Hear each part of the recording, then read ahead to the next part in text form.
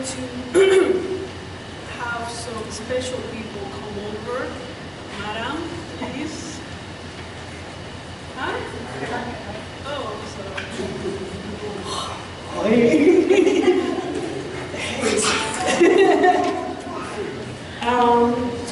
You can sit right here if you don't mind.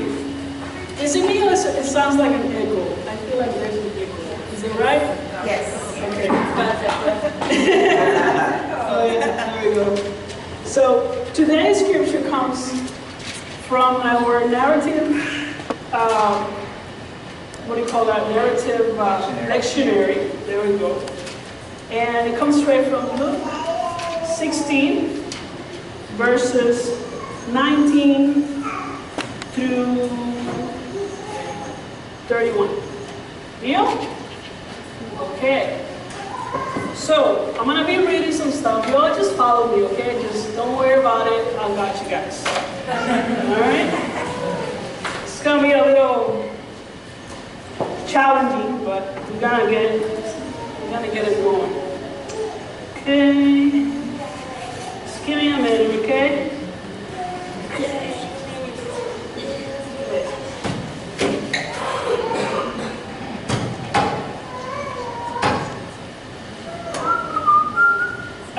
This, but I borrowed it. I hope you don't mind. All right. Oh shoot. All right. Just need one. Let's see. No, I read writing good. Okay, I promise. All right. We go around. Please don't mind me. Here you go.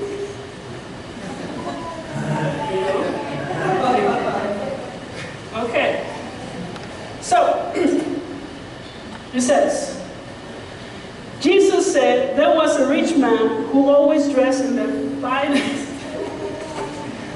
All right, guys, let's try it again. In the finest of clothes and live in luxury every day. So I'm the rich man. Okay, I'm dressed with the finest of clothing. Thank you. I am the rich man. Or girl, whatever you want to call it. And then he says there was a very poor man named Lazarus, whose body was covered with sores. Okay, these are the sores of Lazarus. Okay, so it's black. All right. And he says that it was laid at the rich man's gate. So this is the rich man's gate, and this is my house right here. Deal? You got the picture, right? You got the picture. All right. And he wanted to eat only small pieces of food that fell from the rich man's table. And the dogs will come and lick his sores. In other words, the rich man will pass to his house, right? Somehow he has to go through the gates to go into his house. And the Bible says that we'll pass by Lazarus, but somehow Lazarus was just invisible to this man. It was invisible. So Lazarus came in every day and did his thing, and he will have banquets going on, and he'll go out, and the man was still, Lazarus was still invisible. It was invisible. It don't matter. Every day, the rich man will pass by Lazarus. Every day. In the front of his door. But Lazarus was invisible. Alright? He says that later, Lazarus died. And he was carried by the angels to the arms of Abraham. Where's Abraham? Abraham. Abraham. There are Abrahams today, okay? Awesome. There you go. Is that Abraham? Don't be mad at me, Pastor Jonathan, then I just borrowed it. Those are sacred. And it says that the angels carry him to the arms of Abraham. So Lazarus died. Madam, please. Died. And then she was carried to the arms of Abraham. Abraham, bring her over here, Abraham. She's dead, now she's in the arms of Abraham. Right? But then they said that the rich man also died. And I'm dramatic, so I'm going to die. great acting. Right? I told you in Hollywood it's gonna be Hollywood. And the award goes to. Okay. And the rich man died too, but then he was, how do you spell that? Buried. Oh. There's certain words I just can't say. So what happens when he died? We read Timothy a little while ago that it says that when a man dies, somebody dies, they die with nothing, right? So all the nice clothes that this guy had now, they're not good for him anymore. So then he says that in the place of the dead, where the rich man was, he was in much pain. And he says that the rich man saw Abraham from far away with Lazarus. How convenient! Now the rich man recognized Lazarus. Oh, Lazarus, by the way, you don't need any of this. You are in the arms of Abraham, and you are healed now. You have no pain. So you don't need any of that. But somehow, the rich man sees from the pit of pain and look at Abraham and said, Abraham! And he's like, that's Lazarus. But Lazarus was invisible the whole time that he was living in his rich palace. But now that the rich man is in pain, all of a sudden he can see and say, oh, Lazarus, Abraham, Lazarus. Wow, cool. He says, he called and said, have mercy on me. Send Lazarus. Send Lazarus. Send Lazarus to me to dip his finger in water and cool my tongue, because I am suffering in this fire. Okay, so Lazarus, the invisible guy, the sick invisible guy, laying on the gate of this rich man, who is now in heavens with Abraham, while the rich man who had no mercy on this man in pain now is asking Abraham to have Lazarus to come and help him out. But then Abraham said, child, remember when you were alive and you had all good things in life, but bad things happened to Lazarus. Now he is comforted here and you are suffering. All right? So let's give a round of applause to my Abraham.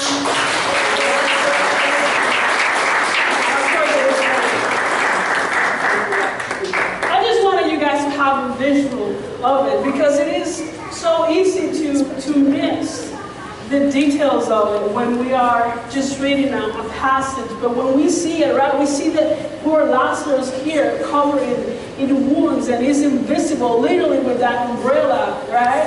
And the rich man will pass by him every single day and just give a care in the world about the pain that Lazarus was going through, the hunger that he was suffering. And all he was asking, not even asking, all he was kind of like expecting somehow it was whatever leftovers he could have, the rich man could have. Which, if the guy's rich, you can think about all the food and the banquets and the parties that this man might have in front of this young man's eyes, and has nothing to eat. But then when he dies, they both go to different places, obviously.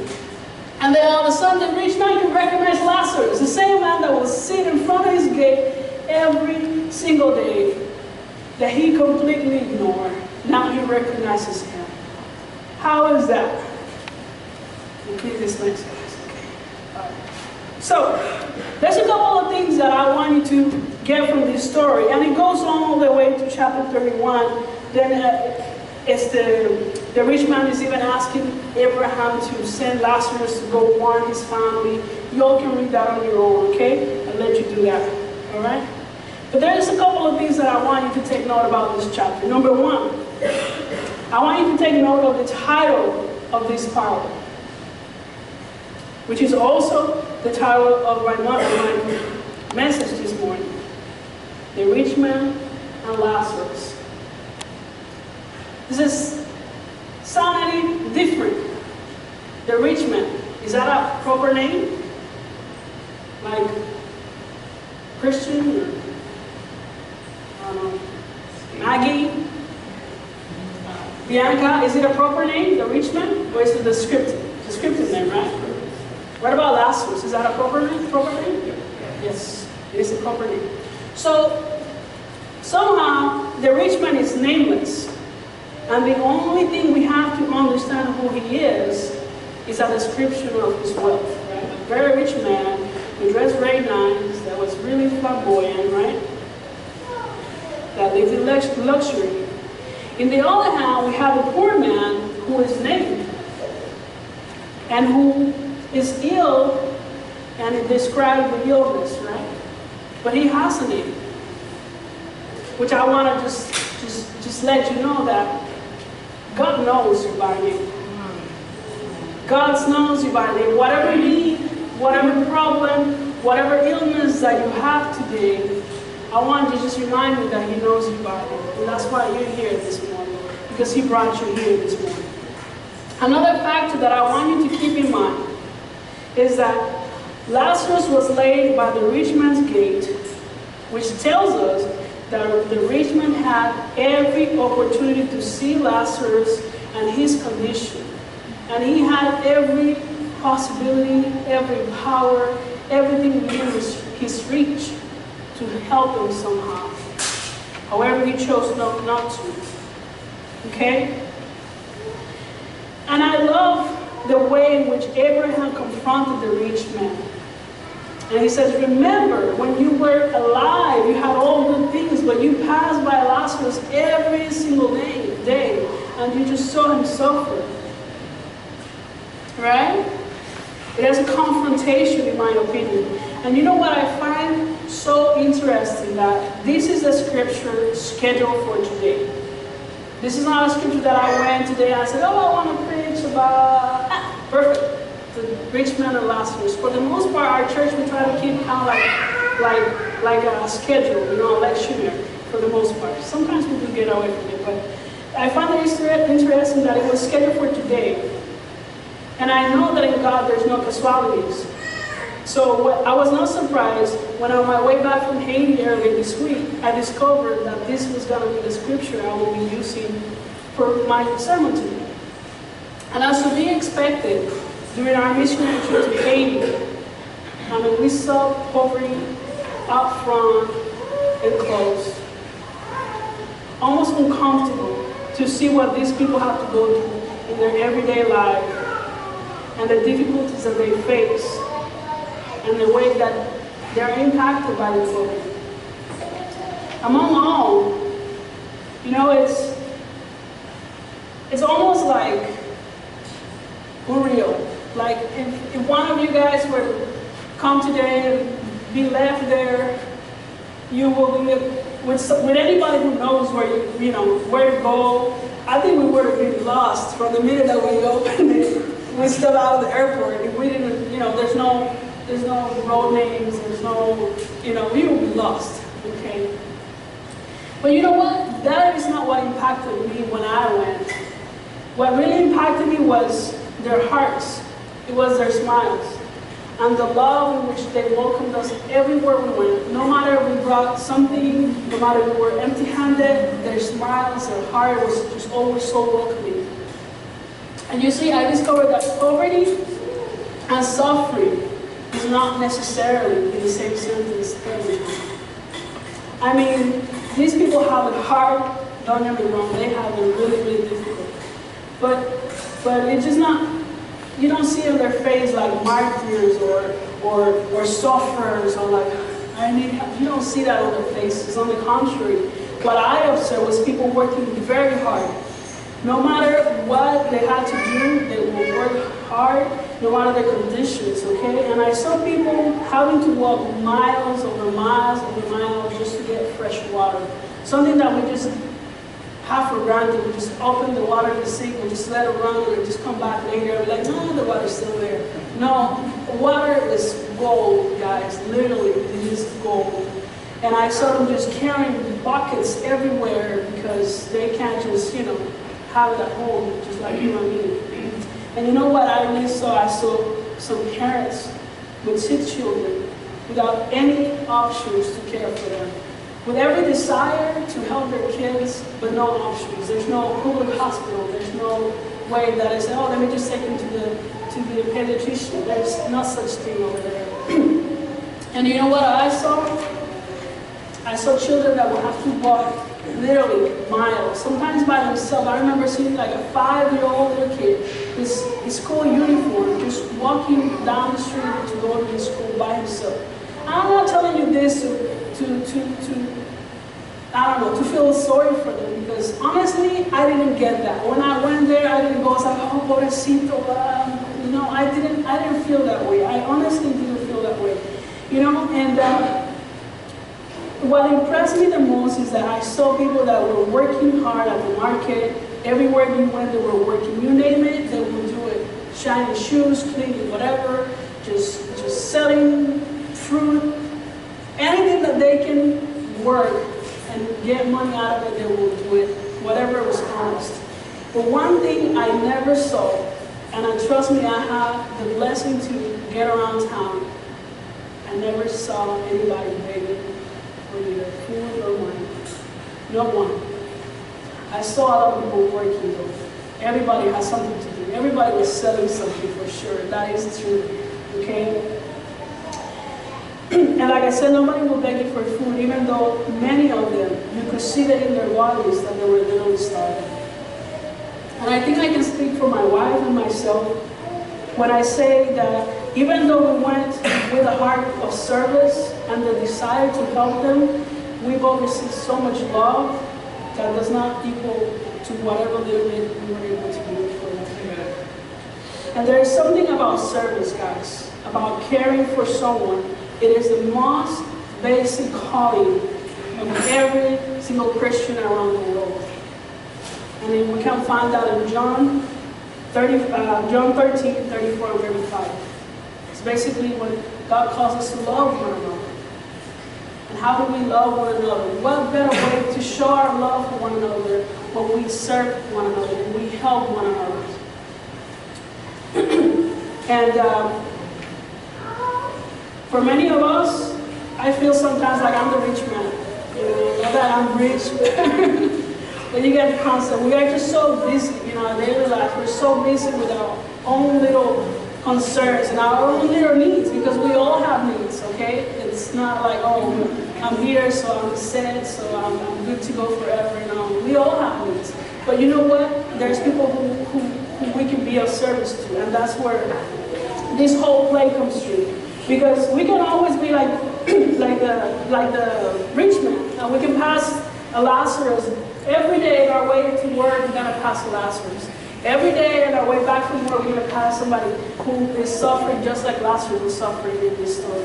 Every day when we come to church, every day when we go to work, there might be somebody, might not be physically ill, they might not be physically hungry, but I guarantee you there is a need there that you probably, more than likely, are the person who can feel that need. And that's why you have been placed in that position. Okay? So there might be someone sitting next to you with a need that you can provide for. And I'm not talking, like I said, about money. I'm not just talking about shelter. I'm not just talking about food. I'm talking about, hey man, how you doing? It's great to see you here today. Like honestly, I'm really glad that you're here. And things like that. Right? And I guarantee you that in the way that we open our eyes, we are going to be able to see those people, those Lazarus in our life. And maybe one day you're going to be the Lazarus that is in need of someone or somebody who just comes to you and say, hey, I see you. I see you. You should see the faces of some of the kids that we had the opportunity to share time with. Just the fact that you took the time and you got down to their level and you looked at them in the eyes, you should see the sunshine in their faces, the brightness in their heart, just because somebody took 30 seconds of the day and just looked at them and said, hey, how you doing? And they might not even understand us because their language is completely different to us, but they feel noticed. And just that, you can make the Lazarus day so much better, guys. And I want to close with the verse. And 1 Corinthians, we read it earlier this morning. That was my marker right there from earlier. See, I told you I would mark it. All right. 1 Timothy, verse 6. And this is the NCV is version NCV. century version. Okay? Verse 6 says, serving God thus makes us rich. And I read that earlier this week as I was preparing, and it just struck the chord in my heart. Serving God makes us rich. If we're satisfied with what we have. Serving God. You know what is the best and most amazing thing about serving God is the hope that we find in Him. That no matter how our situation might seem today, how much of a Lazarus we might feel today, how much pain we have, how much illnesses we have, no matter how much need we have, we know that we serve a powerful God that is going to be able to provide for anything and everything that we need. And that's why I believe that Paul wrote that. When we are in God, we are rich. We are rich. So what better way to show our love for God and for one another than to share of the richness that we have received from